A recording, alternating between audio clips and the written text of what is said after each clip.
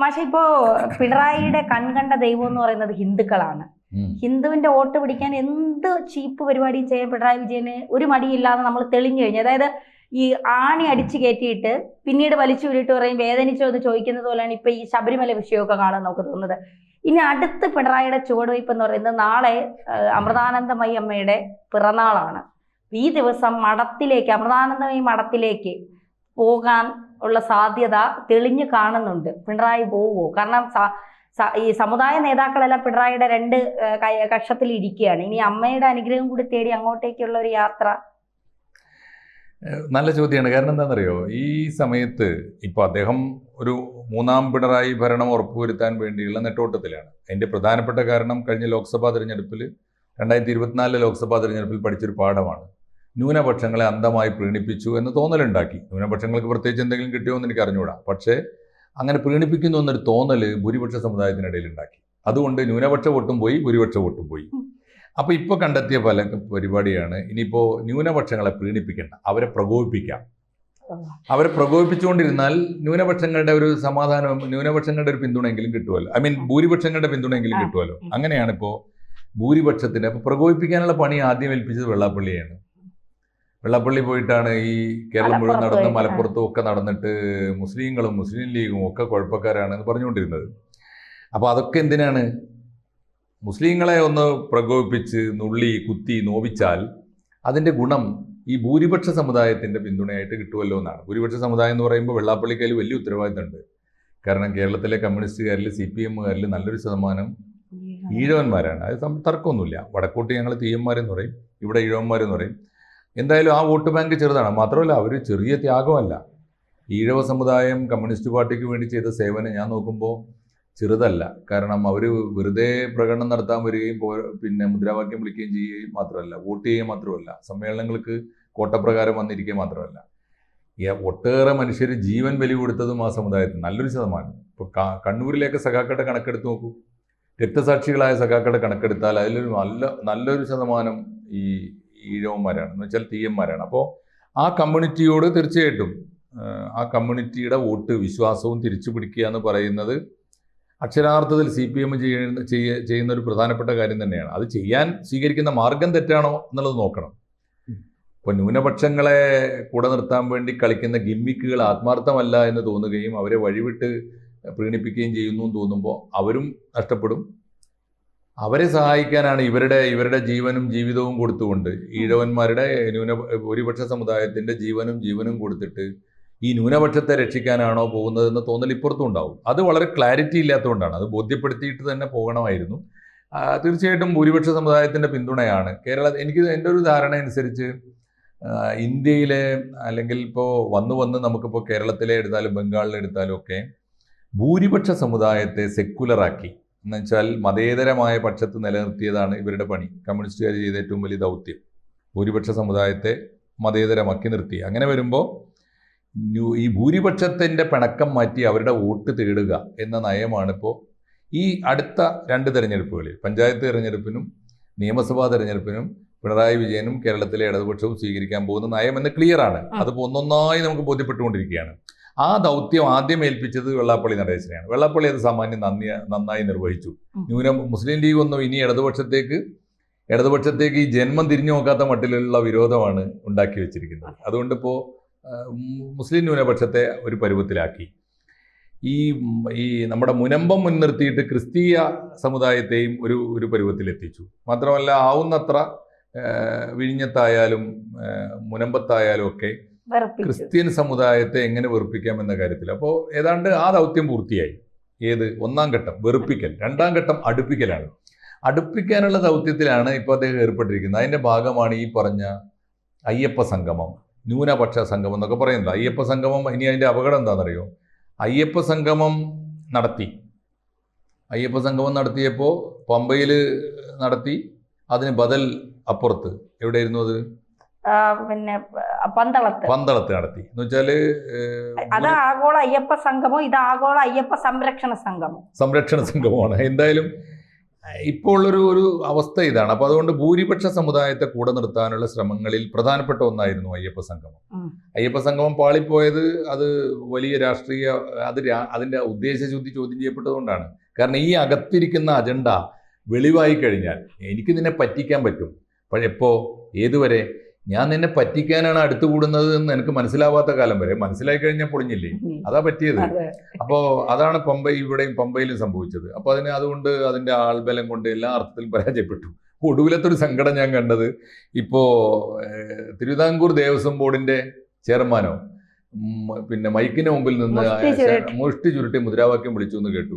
എന്നിട്ട് വിളിച്ചതിനല്ല കുഴപ്പം, വിളിച്ചതിന് അദ്ദേഹം മാപ്പും പറഞ്ഞു. അയ്യോ തെറ്റായിപ്പോയി. അങ്ങനെയാണെങ്കിൽ എന്താ തെറ്റ്? ആത്മാർത്ഥമായിട്ട് ഒരു മുദ്രാവാക്യം, ഇപ്പോൾ ഒരു ദൈവത്തെക്കുറിച്ചുള്ള മുദ്രാവാക്യം ആത്മാർത്ഥമായിട്ട് മുദ്രാവാക്യമായി വിളിക്കാത്തവരാരാണ്? ജയ് ശ്രീറാം എന്ന് നോർത്ത് ഇന്ത്യ മുഴുവൻ മുഴങ്ങുന്നുണ്ടല്ലോ. ആ മുദ്രാവാക്യം തെറ്റാണോ? മൈക്കിന് മുമ്പിൽ വിളിക്കുന്നില്ലേ? തെറ്റാണോ? ഭാരത് മാതാ കി ജയ് എന്ന് വിളിക്കുന്നത് രാഷ്ട്രീയ മുദ്രാവാക്യമാണെങ്കിൽ പോലും അതിലൊരു ഭാരതീയ സംസ്കാരത്തിന്റെ വിശ്വാസത്തിന്റെ ഒക്കെ പ്രശ്നമുണ്ടല്ലോ. ബോലോ തക്ബീർ അല്ലാഹു അക്ബർ എന്ന് വിളിക്കുന്നില്ലേ? അത് രാഷ്ട്രീയ മുദ്രാവാക്യമല്ലേ? അതേസമയത്ത് മതവുമല്ലേ? മുദ്രാവാക്യം വിളിച്ചാൽ എന്തിനാ മാപ്പ് പറയണത്? ദൈവത്തെ പ്രകീർത്തിക്കുന്ന മുദ്രാവാക്യം എപ്പോഴും അങ്ങനെയല്ലേ? ഇപ്പോൾ അത് ആ മുദ്രാവാക്യം വിളിച്ചതിന് എന്തിനാണ് അദ്ദേഹം മാപ്പ് പറയുന്നത്? അദ്ദേഹത്തിന് തന്നെ കുറ്റബോധം. എന്താ കാര്യം? ഉദ്ദേശം ശരിയല്ല. ഈ മൈക്കിന് മുമ്പിൽ മുദ്രാവാക്യം വിളിക്കുന്നതും ഈ അയ്യപ്പന്മാരെ മുഴുവൻ വിളിച്ചു കൂട്ടി പറ്റിക്കുന്നതും തട്ടിപ്പാണ് എന്ന് അദ്ദേഹത്തിനും അറിയാം, ഈ വിളിച്ചു വരുത്തിയവർക്കും അറിയാം. അതുകൊണ്ടാണല്ലോ മാപ്പ് പറയേണ്ടി വരുന്നത്. അപ്പോൾ ഇത്തരത്തിലുള്ള കാര്യങ്ങളാണ്. ഇപ്പോൾ ഏറ്റവും ഒടുവിൽ ആ വലയിൽ വീണ ഒരേ പൊട്ടനെയുള്ള ഭൂമിയിൽ അത് നമ്മുടെ സുകുമാരൻ നായർ മാത്രമാണ്. സുകുമാരൻ നായർ ആത്മാർത്ഥമായിട്ടാണെന്ന് ഞാൻ കരുതുന്നില്ല. സുകുമാരൻ നായർക്ക് വേറെ അജണ്ടയുണ്ട്.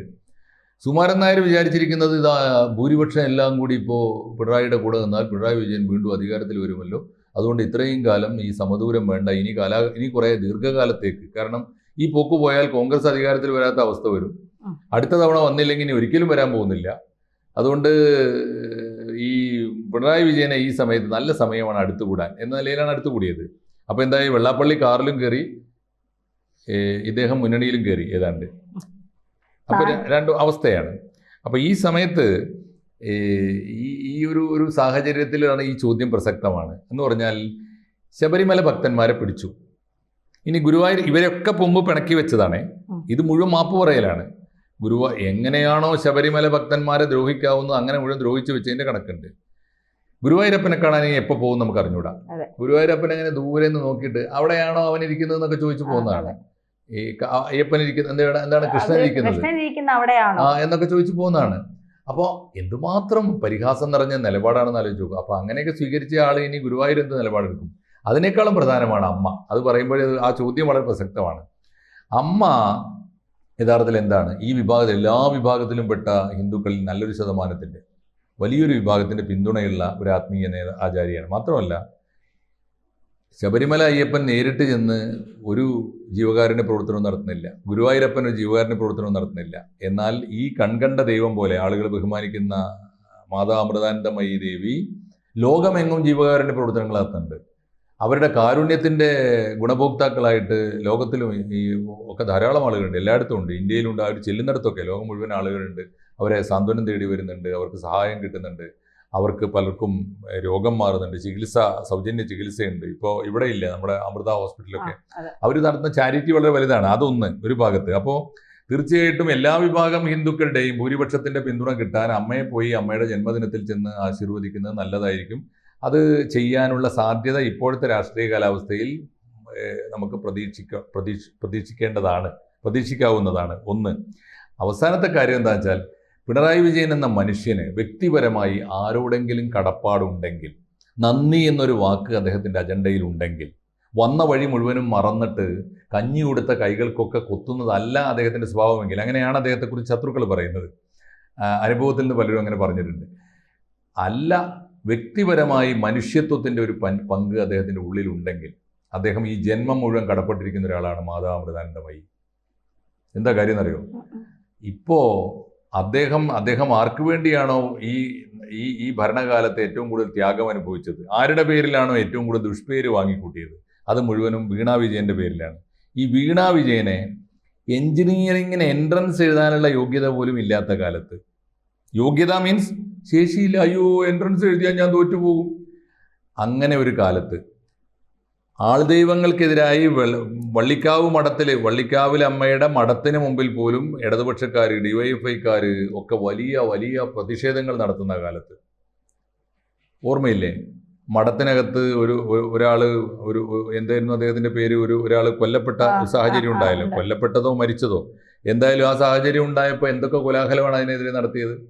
അവരുടെ സാമ്പത്തിക സ്രോതസ്സിനെതിരായിട്ട് എന്തൊക്കെയാണ് നടത്തിയത്. അപ്പോൾ അമ്മയെ പരമാവധി ഉപദ്രവിച്ച ഒരു പാരമ്പര്യമുണ്ട്. അങ്ങനെ ഒരു കാലത്ത് മാതാമൃതാനന്ദമയി ദേവിയോട് മുഖാമുഖം പൊരുതിക്കൊണ്ടിരുന്ന ഒരു കാലത്താണ് ആരും അറിയാതെ തലയിൽ മുണ്ടിട്ട് സ്വകാര്യമായി ബെർലിൻ കുഞ്ഞനന്തൻ നായരെ കൂട്ടിയിട്ട് അമ്മയുടെ കാൽക്കൽ പോയി കുമ്പിടുന്നതും കാല് പിടിക്കുന്നതും എൻ്റെ മോൾക്കൊരു സീറ്റ് വേണം എന്ന് പറഞ്ഞ് വാങ്ങുന്നതും. അങ്ങനെയാണ് പോകുമ്പോൾ ചെന്നപ്പോൾ ഒരു കാര്യം അവർ ചോദിച്ചു, അല്ല പേരിനെങ്കിലും ഒന്ന് എൻട്രൻസ് എഴുതാൻ. അയ്യോ, എൻട്രൻസ് എഴുതി അവൾ തോറ്റുപോകുന്ന. എൻട്രൻസ് എഴുതാനുള്ള ശേഷി പോലും ഇല്ലാത്ത ഒരാൾക്കാണ് അവിടെ അഡ്മിഷൻ കൊടുത്തത്. മാതാമൃതാനന്ദമയി മഠത്തിൻ്റെ സ്ഥാപനത്തിന് അഡ്മിഷൻ കൊടുത്തത് അമ്മ പ്രത്യേക താല്പര്യമെടുത്താണ് കൊടുത്തത്. അവിടുന്നാണ് അവർ ജയിച്ചു എന്ന് പറയുന്നത്. എന്തായാലും ഈ വീണ വിജയൻ എന്നൊരാളോടുള്ള സ്നേഹത്തിൻ്റെ പേരിലാണല്ലോ പിണറായി വിജയൻ ഈ അനുഭവിക്കുന്നതൊക്കെ. ആ സ്നേഹം ബാക്കിയുണ്ടെങ്കിൽ അതിൻ്റെ മുഴുവൻ കടപ്പാടും കാണിക്കേണ്ടത് ആരോടാണ്? അമ്മയോടാണ് തീർച്ചയായിട്ടും കാണിക്കേണ്ടതുണ്ട്. ഇല്ലെങ്കിൽ അപ്പോൾ അതും കൂടി ചേർത്തിട്ട് ഈ പോക്കിൽ ഇപ്പോൾ അമ്മയുടെ ജന്മദിനത്തിനൊന്ന് പോയി ആശീർവദിച്ചാൽ പരസ്യമായി അമ്മയുടെ പിറന്നാളിന് പോയി മുഖ്യമന്ത്രി വന്നു എന്നുമായി ഈ ഹിന്ദു സമുദായത്തിൻ്റെ പിന്തുണ നേടാനുള്ള ഒരു ശ്രമം നടത്തിയെന്നുമായി ഒപ്പം സ്വകാര്യമായിട്ട് അമ്മേ എൻ്റെ വീണയെ കാത്തു തങ്ങാണ്. ഒന്ന് ആലോചിച്ച് നോക്കൂ. ഞാനിത് എപ്പോഴും ഓർക്കാറുണ്ട്. ഈ ഒരു തമാശ എന്താ, വീണ വിജയനെ ഇപ്പോൾ വിവാഹം ചെയ്തിരിക്കുന്നത് മുഹമ്മദ് റിയാസ് ആണല്ലോ, മന്ത്രി മുഹമ്മദ് റിയാസ്, മരുമോൻ മന്ത്രി. ഈ മുഹമ്മദ് റിയാസ് എനിക്ക് നല്ല ഓർമ്മയുണ്ട്. മുഹമ്മദ് റിയാസ് ആൾദൈവങ്ങൾക്കെതിരായി സമരം ചെയ്ത് തല്ലുകൊള്ളുമ്പോൾ ആൾദൈവങ്ങളുടെ ഈ ആൾദൈവത്തിൻ്റെ ഓശാരം പറ്റിയിട്ട് അമ്മയുടെ കൈയും കാലും പിടിച്ച് സീറ്റ് വാങ്ങി പഠിക്കുകയാണ് ആര്? വീണ വിജയൻ. ഈ വൈരുദ്ധ്യമൊക്കെ എവിടെ കൊണ്ടുപോയി കഴുകിക്കളയുന്ന ആരോട് ചോദിക്കാനാണ്? ബെർലിൻ കുഞ്ഞനന്താൻ എഴുതിയിട്ടുണ്ട്, ഇത്ര കാപട്യം നിറഞ്ഞതാണ് പിണറായിയുടെ ജീവിതമെന്ന്. ആ പാപത്തിനൊക്കെ ഒന്ന് പ്രായശ്ചിത്തം ചെയ്യാൻ കൂടിയുള്ളൊരു സമയമാണ് നാളെ. അമ്മയെ പോയി ഒന്ന് കണ്ടാൽ പൊറുക്കണേന്ന് അമ്മയോട് പറയാം. അമ്മയോട് സ്വകാര്യമായിട്ട് നന്ദിയും പറയാം. നാട്ടുകാരുടെ കണ്ണിൽ ഇത്തരത്തിലുള്ള എല്ലാ പാവങ്ങൾക്കും ഒരു പ്രായശ്ചിത്തവുമാകും. മുഖ്യമന്ത്രിക്ക് പ്രോട്ടോകോൾ അനുവദിക്കുമെങ്കിൽ അമ്മയുടെ ഒരു ആലിംഗനം കൂടി സ്വീകരിക്കുന്നത് എന്തായാലും നന്നായിരിക്കും.